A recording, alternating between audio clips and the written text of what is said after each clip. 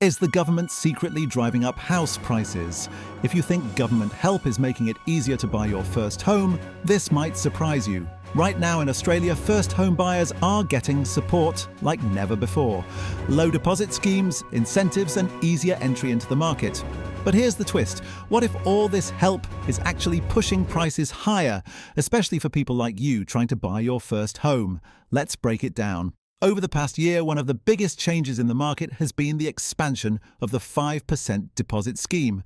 Sounds great, right? Instead of saving a huge 20% deposit, buyers can enter the market with just 5%. That means thousands of Australians who couldn't buy before can suddenly jump in. But here's the problem no one talks about enough. When more buyers enter the market at the same time, especially in the lower price range, competition explodes. And when competition increases, prices follow.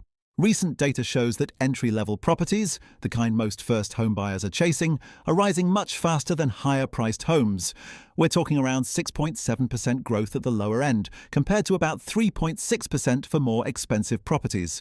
So ask yourself this: are homes getting more affordable, or just more competitive? And it's not just first home buyers you're competing with. Investors are back in the market too. Why? Because rental demand is strong, vacancy rates are tight, and yields are improving in many areas. So now you've got first home buyers trying to get in early, investors looking for returns, and limited supply of affordable homes. That's a tough combination. Let's make this real for a second. Imagine you're trying to buy your first home in Brisbane. You finally qualify under a government scheme. You find a property within your budget, but so do 10 other buyers, who also have access to the same scheme. Suddenly, what felt like an opportunity turns into a bidding war, and that's exactly what's happening in many parts of Australia right now.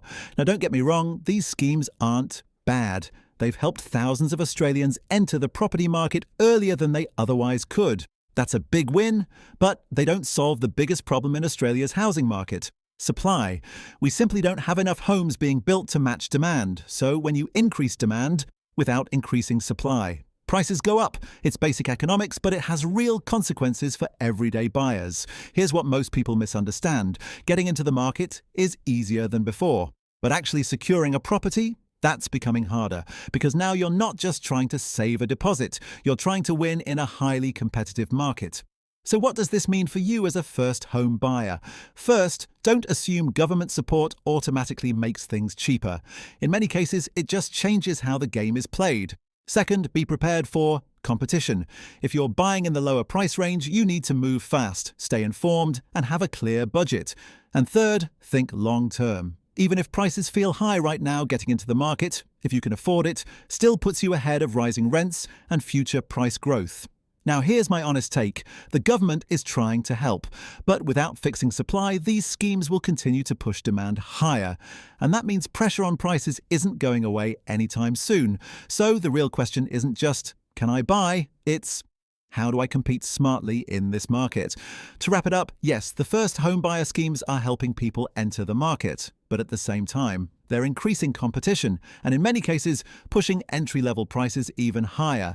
It's a double-edged sword. If you're planning to buy your first home in 2026, this is something you can't ignore.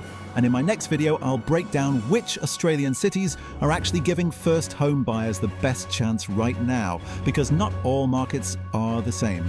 Make sure you don't miss that. Don't forget to like, subscribe, and stay tuned for more real estate insights from Realty Reels.